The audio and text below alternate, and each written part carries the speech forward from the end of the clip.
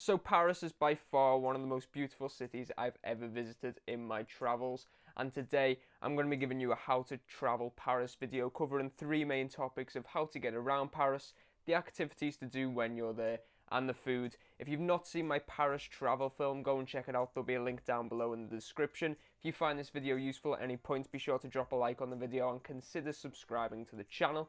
But let's jump straight into the how to travel Paris video guide. Okay, before we actually start, I'm going to put it out there that I'm probably going to pronounce a lot of these things incorrect, but I don't care, and obviously if you want to correct me, you can do it in the comments below, and I'll be sure to take it on board. But in terms of transport, you're more than likely going to land, if you are flying by plane, in Paris Charles de Gaulle Airport. Now, the best way, in my opinion, to get to Paris Centre from here is by taking the Paris Airport train. I believe that's actually what it's called, but if it's not, you're basically looking for the RERB, which is located in Paris Charles de Gaulle's airport. It's located in the terminal building, and it's actually very, very well signposted. It's approximately €10.30 for a pass, which basically gets you to your hotel, so it's until your journey ends. So you can go into Paris Centre and then carry on from Paris Centre on a completely different line until you leave that train station. You continue to travel, so it does take you right to your hotel if you wish. The trains run between 5 AM and midnight. I believe the last train is 23:56, and the trains take anywhere between 35 and 45 minutes. One of the trains is actually an express train, which obviously takes 35 minutes, and most of them do take 45 minutes. Now, the Charles de Gaulle Airport is absolutely massive, and there's three terminals, but Terminal 2 is probably the one that you're going to land in, and it's the one where the train station is situated, but there are 7 subsections to that terminal. So there is Terminal 2A, B, C, D, E, and F, and I believe there is actually G as well, but the main thing is the train station is situated between E and F. Ask for a map if you are confused. Most flights into Paris actually have a terminal map on board, so just take a look in your seat when you are actually on your flight, and you'll probably have a map, and it's quite easy to actually figure out even once you get there. Now, the Paris layout and metro layout itself, it's actually quite well organised. So Paris is sectioned into, I believe it's districts. There may be a French word for it, but I'm going to say districts. There's 20 districts, and they basically go in a clockwise order from 1 to 20. And basically the inner districts are like 1, 2, 3, 4, 5, and then once you get back to the start, it goes on the outside again, and it just keeps going until 20. And I'm going to be honest with you, you're probably not going to leave districts 1 to 12. Anything outside of that, you're probably just exploring the outer parts of Paris, which you don't really need to see. In terms of the metro, there's 300 stations in Paris with 16 lines. The best ticket for travellers is the Paris Visit ticket. It's in French. I'm not going to try and do a French pronunciation of that word, but it's the Paris Visit Pass, and you can actually get these day tickets in different forms. I think we got a 3-day pass, which was about €26, which works out quite well considering it's unlimited travel. So bear that in mind, and obviously all the prices are on the actual machines themselves when you go to purchase your ticket.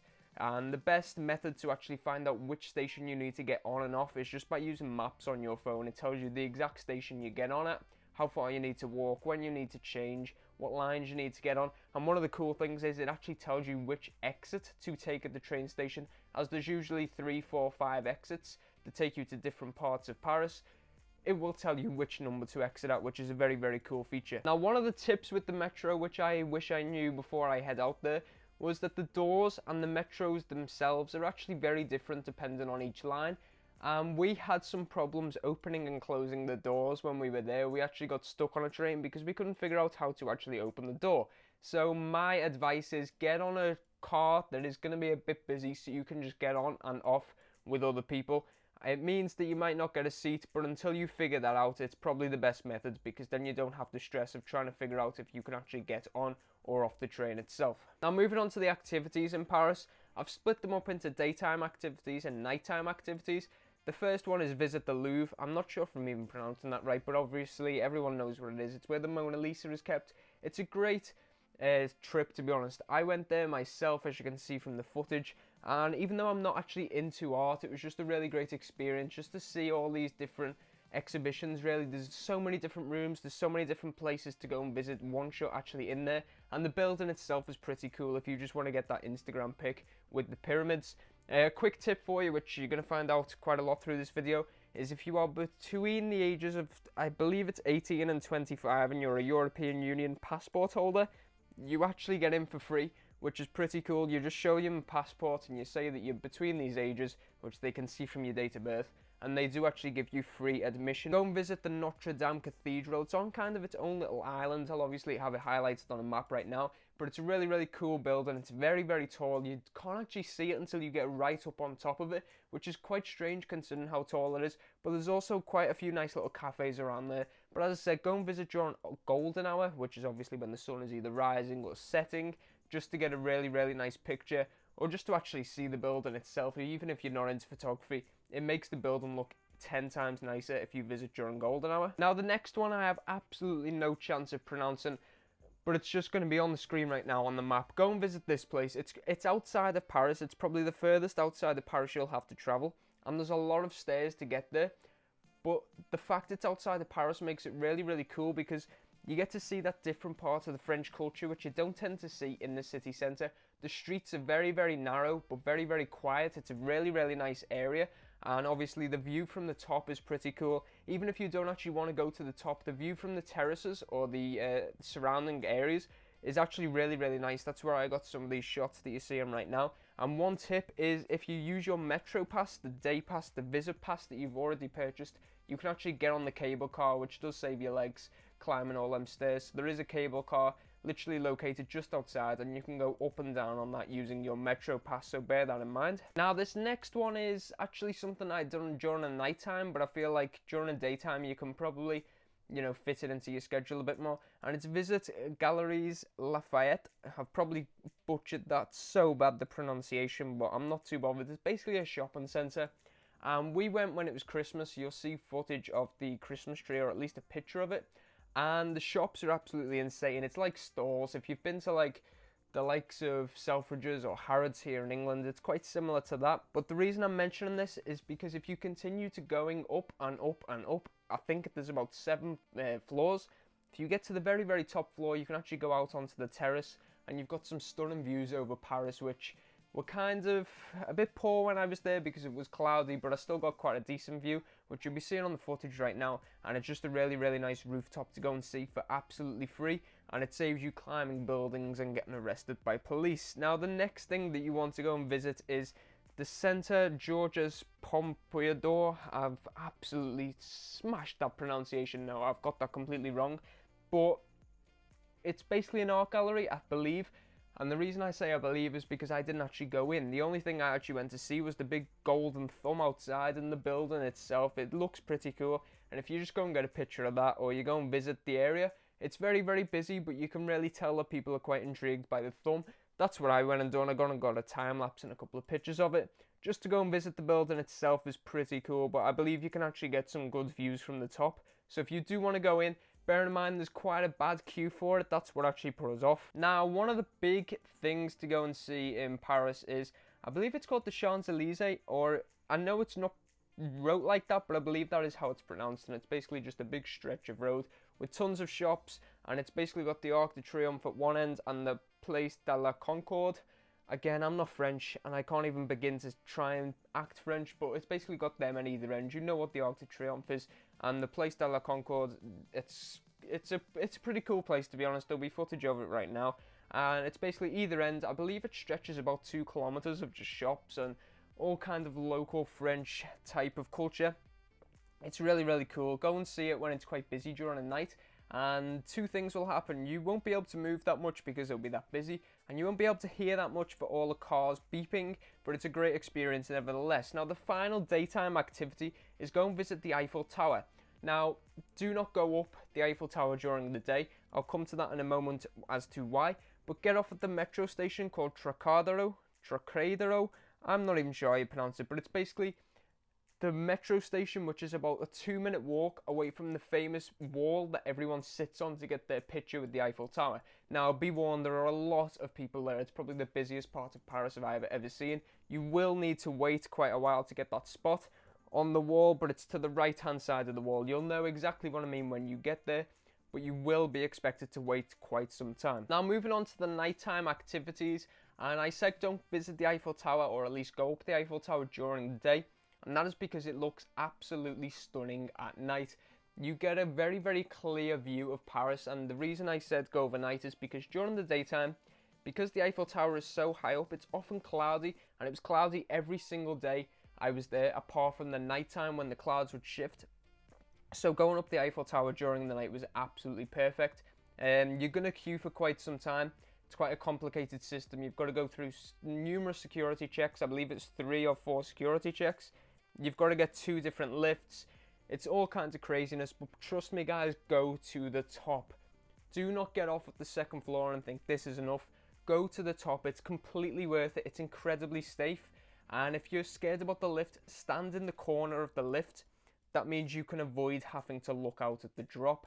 And also another thing to do during the night, if you don't fancy going up the Eiffel Tower, go and check it out where the lights flash for, I believe it's about 5 minutes, and that's on the hour, every hour until 1 a.m. Now, one thing I didn't know is this next tip. Go up the Arc De Triomphe. Now, I just thought it was a cool little arc that you can go and get pictures of and see all the cars driving around it going like crazy, until I got told you can actually go up it. Now, it's actually, again, free for people who are under 25 and have a European Union passport, which I was obviously included in.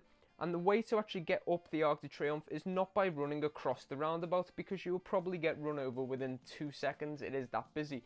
There is actually an underground entrance, like a subway, right near the Champs-Elysees. It's literally the second you come out the metro, there'll be a sign for the Arc de Triomphe, and you're thinking, why is it pointing in the wrong direction? That's because it's pointing to the underground tunnel that basically takes you there. Now go up that, because you get absolutely stunning views of the Eiffel Tower and the surrounding areas. Now the next 3 I'm going to roll into one, because I didn't do any of these, however they are highly recommended. The first one is Moulin Rouge. If you're kind of into that, then go for it. But if you're not, just go and get a classic Instagram picture of the spinning windmill and the sign outside, which is what I done. Also, something I didn't do, but if I went back, I would definitely 100% do it, is the Catacombs, which is basically the underground tunnels in Paris. They are very, very famous. However, if you are going to do this, make sure you do a lot of research before you go, and be sure to get a travel guide if you want to be entirely safe and secure about the whole thing. And then the final thing, which I really wanted to do, but I figured because I've done the Eiffel Tower and a few other rooftops in Paris, I didn't really feel like it was necessary, especially for the fee they were paying. But it's the Tour Montparnasse. I believe it's pronounced like that. It's basically a big skyscraper. I believe it's 210 meters, and apparently it's the fastest lift in Europe that does 56 floors, incredibly quick. You can get drinks at the top and just basically some stunning views of the Paris skyline. But as I said, if you do the Eiffel Tower tour, then that is much, much better. So this is just an added extra, basically, if you really fancy a bit more height in your trip to Paris. Now, one of the final things for the nighttime experiences is, if you are into sport, then go and watch a PSG match, a Paris Saint-Germain match, at the, what's the stadium called? The Parc des Princes. It's just outside of Paris. The best way to get your tickets, obviously we done this, is get them online, but a huge, huge, huge tip, we nearly got caught out with this. Once you've got your tickets, you are not done there. You then have to log into your account and actually put in your details, which is basically your name and your address, for you to then be able to download your ticket. If you do not that, you will not be allowed into the stadium. So make sure you do that within 2 hours of kickoff. Now the final bits of advice are basically food. Now for breakfast and lunch, it kind of falls under the same category. Find yourself a nice French cafe or somewhere on the go. There's no better thing than eating food on the go when you're traveling, because it just gives you so much more extra time. But really get into the French culture. Go and get some pastries, go and get some croissants or a pain au chocolat from somewhere. It's really, really nice just to get into the culture rather than just eating the same foods that you'd eat at home. And for tea, in my opinion, the Hard Rock Cafe is a great experience. It's a bit pricey, but it's really, really cool. And then one of the best places, if not the best place, is called Pizzeria Popolare. I'm going to have it on the screen right now, both images of the pizza itself that we got there and where it's located. But basically get there at 6 p.m, otherwise you'll be queuing for an awful long time. We queued for nearly an hour. I believe it was 55 minutes. It was completely worth it, but because it is that popular, the queues get absolutely crazy outside, and obviously if it's cold, it's not ideal.